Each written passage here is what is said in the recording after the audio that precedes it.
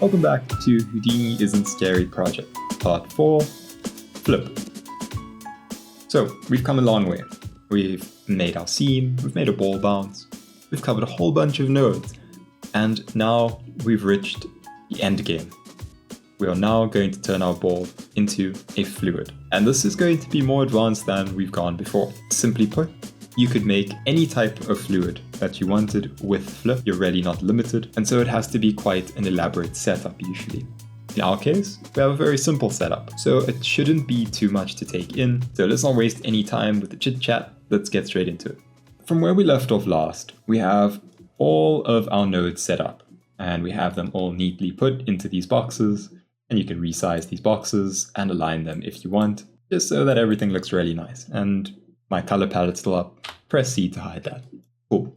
Now, we have our ball flip setup, and we're going to now create a DOP network. So press Tab and type DOP network, and we can rename this one to Ball Flip Dynamics. Double click on here, and in here we can do a couple of things. So we always need a solver. Let's drop down a flip solver. So you can type solver, grab the flip solver, and plug it into your output node. Now we also need a flip object. So grab a flip object and plug it into the first input. And we have our first flip network. As you can see, it has made this giant blob of blue. And if you go into your scene with the view mode selected and press G, you'll center on it. And you'll notice that this is at a massive scale. It's 50 by 50. And this box that you see in light purple is actually the bounds for the simulation. So if any fluid goes to that point, it'll be stopped over there. On our flip solver, we can go to that and over to the volume motion tab, and under volume limits, we have our box size. We don't need such a big box, so we'll just set it to a 2 by 2 by 2. Now if we press G in our scene view again, we're centered at a more reasonable scale. So now, on our flip object, we need to define which object we want to bring in. That will be our fluid. So we go to our SOP path under the initial data tab, and we'll go ahead and scroll down to our ball flip setup and choose our flip source. Now remember, we don't want our flip simulation to run from frame 1. We want it to run from when this ball hits the ground on the third time. So we want it to run from frame 45. So inside of our ball flip setup, perhaps it would be best to freeze it at frame 45. To do that, we can drop down a time shift node, plug it in between our trail and our flip source, and over here you'll notice something. As we play this back, this frame number over here changes. And if you click on the word, you'll understand why. It says $F. That's H script for the current frame. So what this node displays is the current frame. But we can remove this $F and just put 45. Now it'll freeze our frame to frame 45.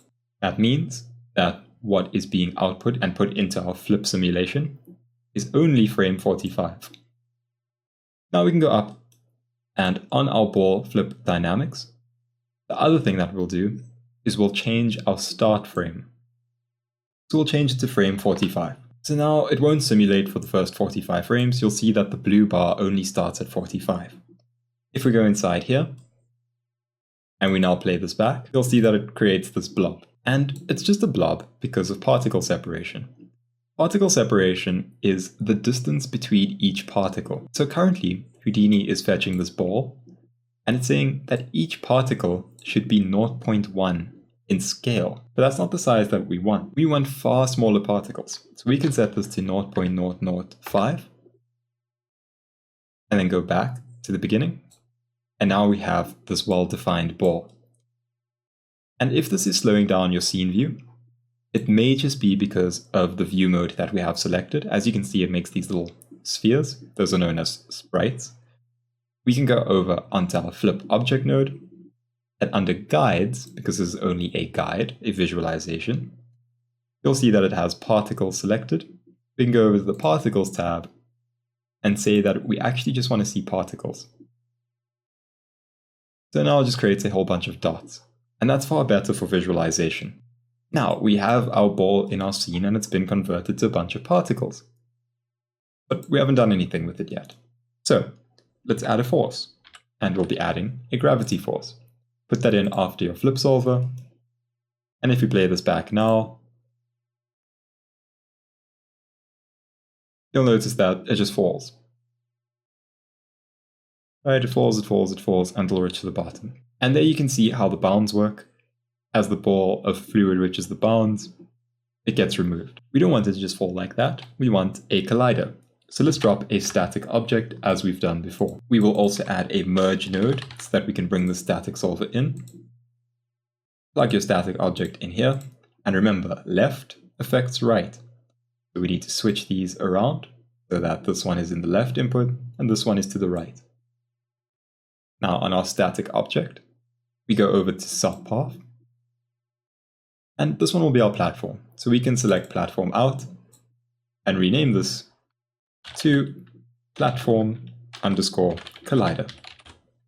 We can also rename our flip object to ball underscore flip. And now if we play this back, our ball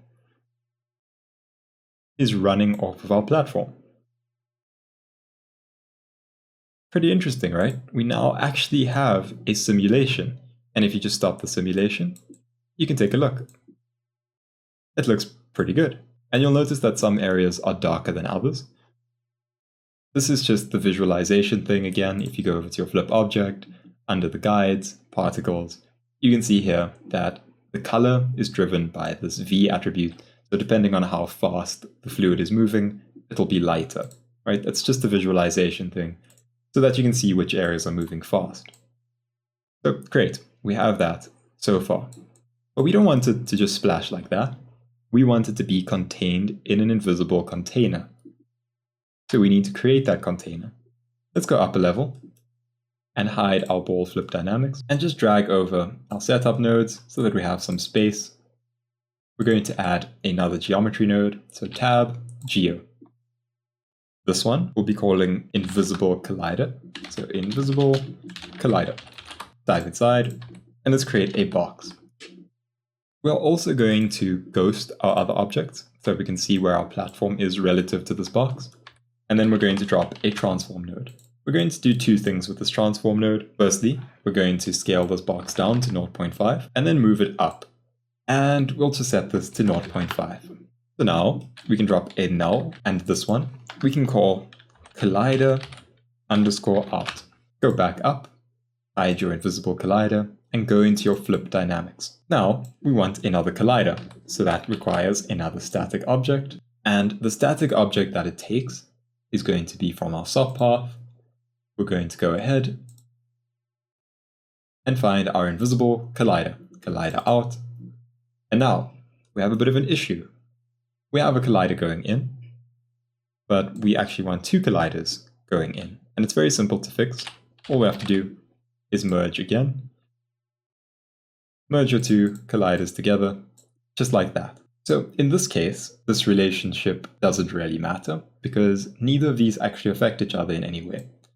So we don't have to switch inputs or anything like that.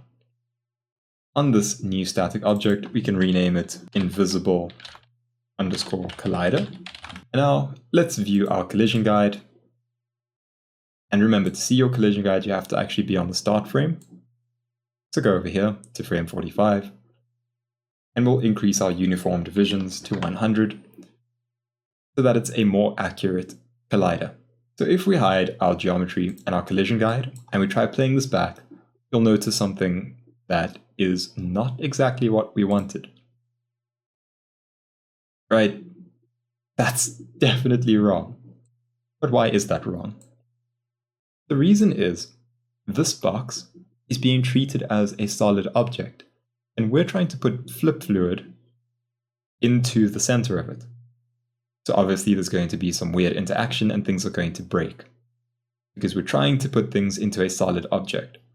So what we actually want to do is not have a solid object, but rather a hollow object. What we want is for this to be almost like an empty space inside of a bigger container. So for this to act just like walls as opposed to a solid block, we can go over to our collisions tab on our static object, and under volume, you can say invert sign. And you can read the tooltip if you want a hollow box. One method is to build one box inside the other and not use laser scanning. A more robust method is to just specify the inner box and use sign inversion. This treats everything outside the box as inside, allowing the more robust layer scanning method to be used. So that sounds like what we want. We play this back. And look at that. It appears to have worked. So there's a few things we're going to want to fix, but nothing too difficult. We've got our flip simulation running. So the first thing that we want to fix are these particles that are escaping our box. And that actually has to do with substeps. We mentioned substeps in the last tutorial. It's the number of calculations between frames. So if there aren't enough, things can kind of slip through, so those particles were moving quite quickly. And Houdini didn't register that they moved through the collider. So for Houdini to register that they've moved through the collider, we need Houdini to do more calculations on the sub-frame basis. So go over to your flip solver, go over to the substeps tab, and you can increase your max substeps to 4, your min substeps to 2. Now we have more substeps. And so, as you can see, if we play that back, that's fixed our issue of particles escaping. The other thing is that this is splashing a lot. Reason being is, as this comes in, this is basically just like water. Not even, because it doesn't have surface tension or anything like that set up. So these particles are moving really quickly, and there's nothing constraining them in any way. What we want is to change this from this splashy kind of mode to a more swirling kind of mode. And surprise, surprise, Houdini has something just for that. If you go over to the volume motion tab on your solver, you'll see the splashy kernel, switch it to swirly kernel. And this just basically changes the way that velocity is calculated. It prioritizes swirling motion rather than large splashes. Next, we're also going to add something known as viscosity. Now you may know what viscosity is. If not, a basic way to understand it is the thickness of the fluid. For example, milk is slightly more viscous than water. If you pour milk onto a surface, you'll notice that it kind of sticks to the surface. If you pour water, it basically runs off. And then a more extreme example would be something like honey. Honey is extremely viscous. It's quite a thick fluid. And the line between fluid and solid gets a bit blurred when your viscosity gets extremely high. Now we want this to be slightly viscous. We want this to be more like milkshake rather than like water. So where do you think that we would set up our viscosity, given what we know about networks? If you said on the object, because it's an initial state, you'd be right. So we go up to our flip object, that's our ball flip, over to the physical tab, and you'll notice that this has the same things that our rigid body had. It has bounce, it has friction, all of those things. We're going to give it viscosity. Now, if you hover over this, it'll tell you more or less how much viscosity equates to what type of fluid. So 1,000 for a thick fluid, 10,000 for a doughy fluid. We actually just want 1, maybe 1.5, right? Really low. And so now that we have viscosity, we need to go over to our flip solver tab and actually enable it. So you'll see under volume motion, you have these tabs over here. Go to viscosity, enable viscosity, and then we can try playing this back. And as you can see, it's much smoother. Right? It holds its shape almost like it's a thicker fluid. And that's because it is a thicker fluid. It's now got viscosity. So now it's acting more like a milkshake and a lot less like water. That looks pretty good. I think we're on a good path here. We can stop this. And if your simulation refuses to stop, you can press escape and that'll stop it, or if your computer's so slow that you can't move your mouse to the bottom left, press escape. Most times in Houdini, pressing escape will stop what's freezing up your computer. So remember, escape, pretty useful. Now, an issue that we have with the simulation is that it's really sticking to the corners. And we don't really want that. We kind of want it to slide back down. And that is actually under the viscosity tab. We have this slip-on collision. If we activate that, and then push up our slip scale to about 0.8, we can go back to the beginning and play this back. With this slip scale pushed up, it shouldn't cling to the sides as much. It'll still go up because that's the natural way that the fluid would run in real life, but then it slips back down. So how does that look? Let's see. Cool. But these are just some particles. We can actually visualize what this would look like as a fluid if we go up to our flip object and under guides and visualization, so the first tab, we can uncheck particles and check surface. Now if you play this back, you can see what it would look like as a fluid. Pretty cool, right? Like, this wasn't too difficult, and yet you've got this really nice looking flip simulation. So what we want is to actually output this as a geometry, because right now we have this in our flip solver, and all we're doing is visualizing, but we actually want to render this out. So let's go up a level. Now that our flip dynamics are sorted out, we can create the final render node. Create a geometry node, put it over here, and we can call this ball dynamics. Let's go inside here, and we need to bring in a few things. Firstly, we need to object merge in our original ball. So we'll go and find our ball flip setup, and remember we have this RBD ball out. It's just this ball that bounces. So 1, 2, 3. Great. With our ball brought in, we also want our flip simulation. So we're going to drop a dop input output. That's a dop IO node. Over here, we need to select our network, and that is the ball flip dynamics network. The node that we want to bring in is the ball flip node. So go over here, add ball flip over there, and you can use the preset liquid, but I'm just going to import the fields using this plus. And if we switch our display flag to our dop IO, here's our particles. So we can actually save this to disk, but what I want to do first is I want to compress it. Because when you simulate flip, it has a lot of attributes on it, and it actually gets saved as a very big file. So a good thing to do is to drop a fluid compress. You put a fluid compress down, plug your fluid into this, and now you'll see that it says particle separation over here. That might ring a bell. Particle separation is also inside of our flip dynamics. Right, on your ball flip object, you have this particle separation up here. And so those two are linked. So you can right click on this and say copy parameter. Go back over to your ball dynamics, right click on particle separation, paste relative references. So now they're linked, right? Perfect. What we can do now is drop down a file cache node, and the file cache node simply saves this to disk. So we can go over here to the geometry file and choose a place to save this. And I'll make a file in here called caches. And in here, I'll make one called flip compress cache.$f. We want them to be named after the frames. .bgeo.se. Remember that super useful file type .bgeo.se. We'll use that. Accept, and we'll adjust our start end.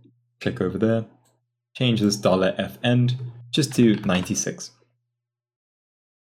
And then we can save to disk. And this will take a moment depending on your computer. And this is CPU based, so this is dependent on CPU, not on GPU. So if you have an amazing graphics card, it's not really going to help you very much here. Great, so it's been saved to disk. And now it doesn't load that by default, we have to say load from disk.